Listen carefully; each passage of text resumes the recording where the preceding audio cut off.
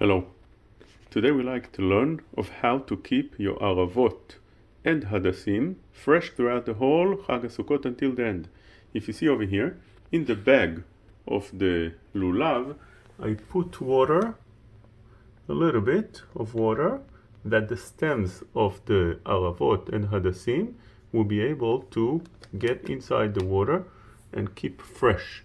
You can also do this and put them back in the vase with water, but keeping them in a bag with water would make the Aravot, would keep the Aravot much more fresh, because when you leave home, if you take the Aravot with you, the lulav with you, without any water, what would happen is for those few hours they would dry out.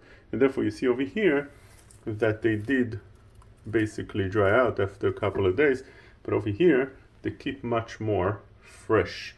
And that's usually, from my experience, throughout the whole holiday, would keep the whole Aravot and Hadassim fresh until the very end.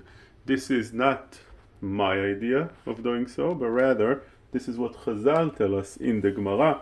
It's brought down to Halacha in Shulchan Aruch Siman Tafresh Nun Gimel, and the Halacha is that Tafresh Nun Daled. The Halacha and the Gemara is in Sukkah Mem Bet. That is, the Gemara and the Halacha say that when a person comes back from shul, he's allowed to put back the Aravot and the lulav itself in the water, and even he's allowed to add water to it, but he should not replace the water on Yom Tov. On Chol HaMoed, there's a mitzvah to replace the water. So this idea of putting it back in the water, replacing the water, that it helps, really is from the Gemara itself. And although there is a din of kavush, if you keep something soaked in the water for 24 hours, it becomes as it's cooked, and therefore the etrog, for instance, is not allowed to have etrog kavush, and putting it in the water would not be permitted, as the Cheshuvah bring down in Yoreh De'ah Siman Pei Zayin.